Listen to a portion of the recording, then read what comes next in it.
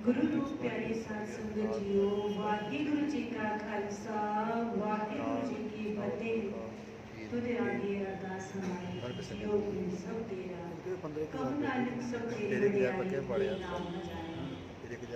उस अकाल पुरख वाहिगुरु दे चरनां विच जोड़नियां बेनतियां अरदासां ते वो भी मैं मेरी नूं मिटा के ਜਦੋਂ ਹਿਰਦੇ ਦੀ ਗਹਿਰਾਈ ਤੋਂ ਪੁਕਾਰ ਨਿਕਲਦੀ ਹੈ ਤਾਂ ਸਾਸ ਵਿੱਚ ਉਸ ਵਾਹਿਗੁਰੂ ਦੇ ਬਹੁਤ ਜਲਦੀ ਪਹੁੰਚਦੀ। ਬੇਸ਼ੱਕ ਉਹ ਹਰ ਵੇਲੇ ਅੰਗ ਸੰਗ ਹੈ, ਪਰ ਅਹੰਕਾਰ ਦਾ ਪਰਦਾ ਜਦੋਂ ਆ ਜਾਂਦਾ ਹੈ, ਮੈਂ ਮੇਰੀ ਜਦੋਂ ਪ੍ਰਬਲ ਹੋ ਜਾਂਦੀ ਹੈ, ਫਿਰ ਸਾਸ ਵਿੱਚ ਕੋਈ ਰੱਬ ਜੀ ਵੀ ਕਹਿੰਦੇ ਨੇ ਉਹਨੂੰ ਆਪਣੀ ਸਾਥ ਕਰ ਲੈਣਾ। ਜਦੋਂ ਆਪਾਂ ਆਪਣੀ ਮੈਂ ਮੇਰੀ ਨੂੰ ਮਾਰ ਕੇ ਗੁਰ ਕਿਰਪਾ ਸਦਕੇ ਉਸ ਵਾਹਿਗੁਰੂ ਦੇ ਚਰਨਾਂ 'ਚ ਅਰਜ਼ੋਈਆਂ ਕਰਦੇ ਹਾਂ, ਉਹ ਵਾਹਿਗੁਰੂ ਜ਼ਰੂਰ ਸੁਣਦਾ ਹੈ। ਸਾਨੂੰ ਸੁਣਾਉਣ ਦੀ ਜੁਗਤ ਆ ਜਾਵੇ ਤੇ ਕਿਰਪਾ ਹੋ ਜਾਵੇ, ਬਖਸ਼ਿਸ਼ ਹੋ ਜਾਵੇ ਤੇ ਅਸੀਂ ਉਸ ਵਾਹਿਗੁਰੂ ਕੋਲੋਂ ਸਭ ਤੋਂ ਵੱਡਾ ਦਾਨ, ਦਾਨਾ ਸਿਰਦਾਨ ਨਾਮਦਾਨ ਦੀ ਜਾਚਨਾ ਕਰਨਾ ਸਿੱਖ ਜਾਈਏ, ਜਿਸ ਦੇ ਨਾਲ ਸਾਡੇ ਲੋਕ ਸਫਲ ਹੋ ਸਕਣ। ਅਰਦਾਸ ਦੀ ਜੋ ਬਾਤ ਹੈ, ਸਾਸਨ ਜੀ ਗੁਰੂ ਗ੍ਰੰਥ ਸਾਹਿਬ ਜੀ ਨੂੰ ਗੁਰੂ ਰੂਪ ਦੇ ਵਿੱਚ ਪੰਚਮ ਪਾਤਸ਼ਾਹ ਨੇ ਉਹ ਸਤਿਕਾਰ, ਉਹ ਮਾਣ ਬਖਸ਼ ਦਿੱਤਾ ਸੀ। ਜਦੋਂ ਆਪ ਇਹ ਪ੍ਰਕਾਸ਼ ਕਰਾਇਆ, ਪਹਿਲਾ ਪਾਵਨ ਪ੍ਰਕਾਸ਼ ਹੋਇਆ, ਆਪ ਉਸ ਦਿਨ ਤੋਂ ਹੀ ਪੌਂਟ ਤੇ ਆਸਨ ਕਰਦੇ ਸਨ, ਜ਼ਮੀਨ ਤੇ ਆਸਨ ਕਰਦੇ ਸਨ। ਤੇ ਸਾਸਨ ਜੀ ਇਹ ਗੁਰੂ ਰੂਪ ਦੇ ਵਿੱਚ ਸਤਿਕਾਰ ਗੁਰੂ ਗ੍ਰੰਥ ਸਾਹਿਬ ਜੀ ਦਾ ਉਹ ਬੀੜ ਸਾਹਿਬ ਦਾ ਹੀ ਸ਼ੁਰੂ ਹੋ ਗਿਆ ਸੀ ਪੰਚਮ ਪਾਤਸ਼ਾਹ ਦੇ ਸਮੇਂ। ਦਸਮ ਪਾਤਸ਼ਾਹ ਨੇ ਨੌਵੇਂ ਪਾਤਸ਼ਾਹ ਦੀ ਪਾਵਨ ਬਾਣੀ, ਕਿਉਂਕਿ ਉਹ ਬਾਅਦ ਵਿੱਚ ਉਚਾਰਨ ਕੀਤੀ ਗਈ ਹੈ, ਉਸ ਦੇ ਵਿੱਚ ਦਮਦਮਾ ਸਾਹਿਬ ਵਿੱਚ ਭਾਈ ਮਨੀ ਸਿੰਘ ਜੀ ਕੋਲ ਲਿਖਵਾ ਕੇ ਉਸ ਨੂੰ ਪੂਰਾ ਮੁਕੰਮਲ ਤੌਰ ਤੇ ਉਸ ਵਿੱਚ ਸਾਰੀ ਗੁਰੂ ਤੇਗ ਬਹਾਦਰ ਸਾਹਿਬ ਜੀ ਦੀ ਪਾਵਨ ਬਾਣੀ ਨੂੰ ਸੈੱਟ ਕੀਤਾ।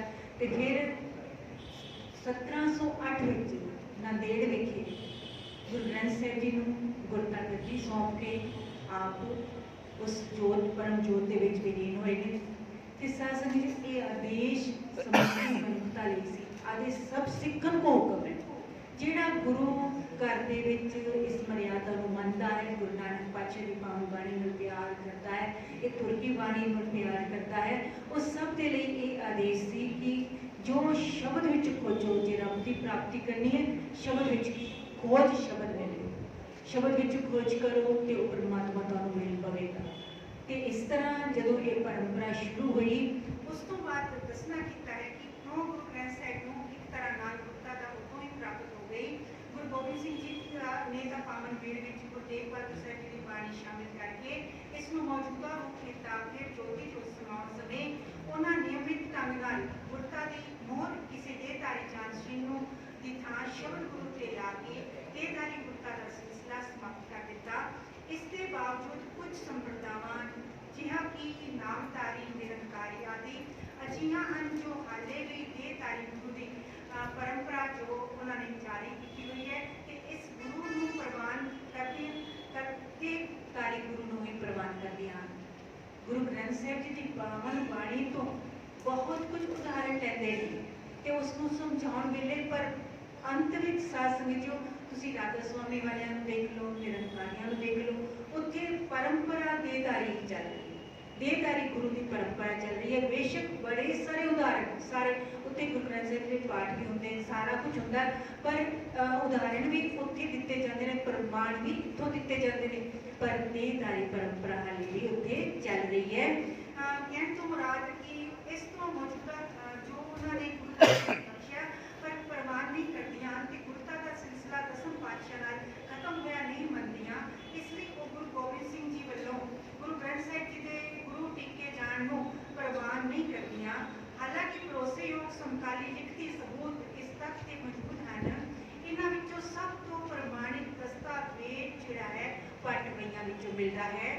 ਪੱਟ ਨਰਬਤ ਸਿੰਘ ਪੁੱਤਰ ਕੇਸੋ ਸਿੰਘ ਜੋ ਭਾਈ ਭੀਖੇ ਜੀ ਜਿਨ੍ਹਾਂ ਦੀ ਬਾਣੀ ਜੋ ਹੈ ਗੁਰੂ ਗ੍ਰੰਥ ਸਾਹਿਬ ਜੀ ਵਿੱਚ ਦਰਜ ਹੈ, ਉਹ ਉਹਨਾਂ ਦੀ ਬੰਸਾਵਲੀ ਵਿੱਚੋਂ ਸੀ। 6 ਅਕਤੂਬਰ 1708 ਈਸਵੀ ਨੂੰ ਆਪਣੀ ਵਹੀ ਵਿੱਚ ਇਹਨਾਂ ਨੇ ਇਹ ਲਿਖਿਆ ਹੈ, ਗੁਰੂ ਗੋਬਿੰਦ ਸਿੰਘ ਜੀ ਮੈਂ ਦਸਵਾਂ ਬੇਟਾ ਗੁਰੂ ਤੇਗ ਬਹਾਦਰ ਜੀ ਦਾ, ਪੋਤਾ ਗੁਰੂ ਹਰਗੋਬਿੰਦ ਜੀ ਦਾ, ਪਰ ਪੋਤਾ ਗੁਰੂ ਅਰਜਨ ਦੇਵ ਜੀ ਦਾ, ਵੰਸ਼ ਜੋ ਹੈ ਗੁਰੂ ਰਾਮਦਾਸ ਜੀ ਦੀ ਸੂਰਜਵੰਸ਼ੀ ਗੌਸਲ ਗੋਤਰ ਸੋਢੀ ਖੱਤਰੀ ਵਾਸੀ ਅਨੰਦਪੁਰ ਪਰਗਨਾ ਕੈਮੂਰ ਮੁਕਾਮ ਨਾਂਦੇੜ ਤੱਟ ਗੁਲਾਬੀ ਦੇਸ਼ ਦੱਖਣ ਸੰਮਤ 1765 ਕਾਰਤਕ ਮਾਸ ਦੀ ਚੌਥ ਸ਼ੁਕਲ ਪੱਕੇ ਬੁੱਧਵਾਰ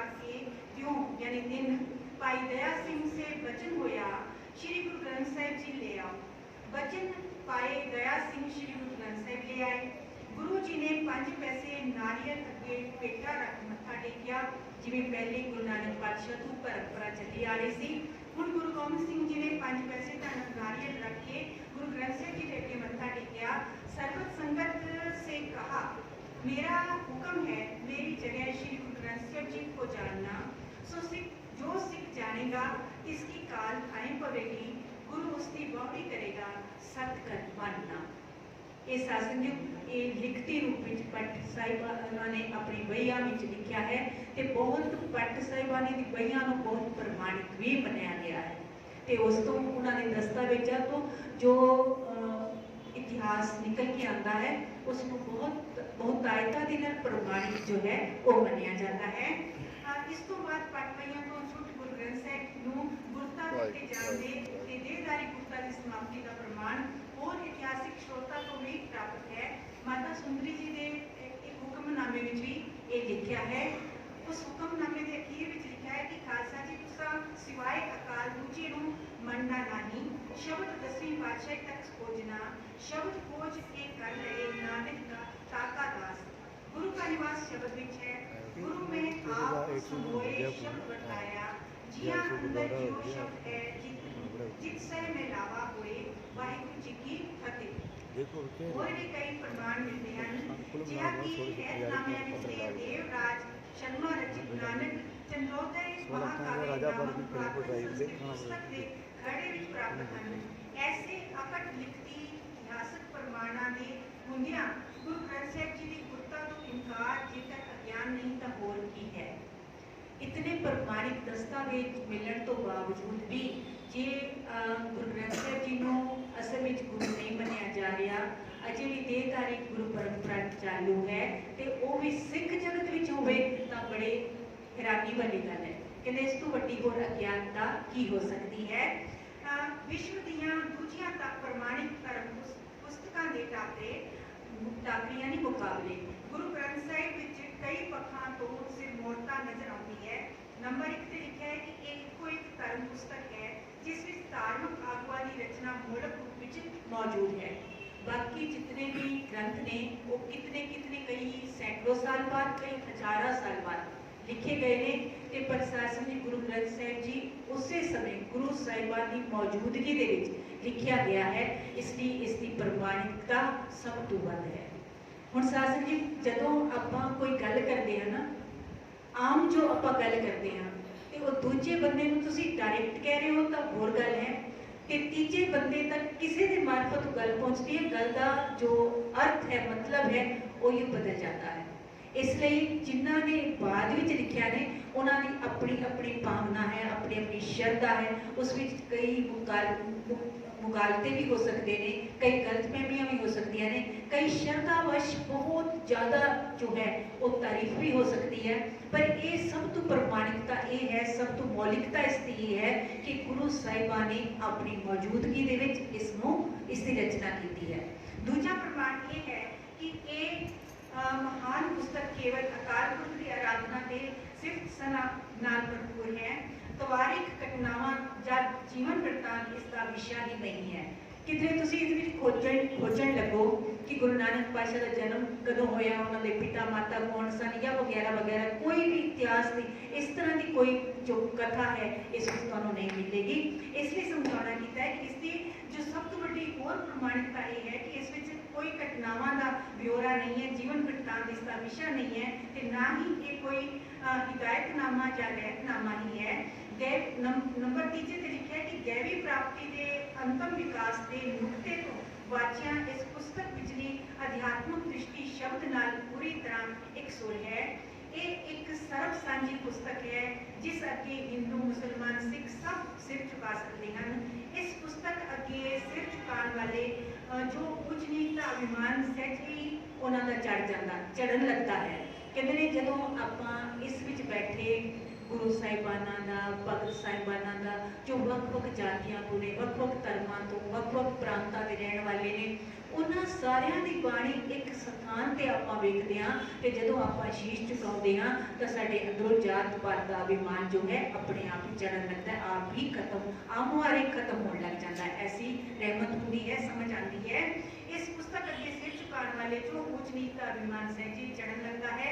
इसलिए जेकर एक जाए कि ये ग्रंथ धर्म ग्रंथां दी सब विचों, सब यानी कतार विचों, लाइन विचों, पंक्ति विचों अव्वल है तां ये वाक अतकथनी नहीं कहावेगा।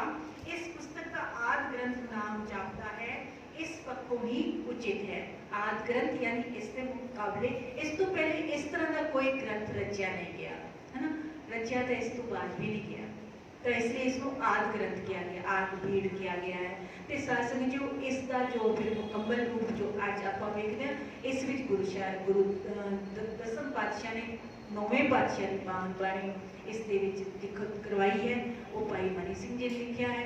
तो इसलिए सासंग जो जदों ये सर्व सांझीवालता का प्रतीक है, किसी भी धर्म ग्रंथ विच तुसीं होर किसी धर्म ग्रंथ विच तुसीं दूजे धर्मां नूं इस तरह मान ते सम्मान दिता गया होवे या उन्हां दा कोई कोई उस विषय की बात भी की गई होवे, ऐसा नहीं है।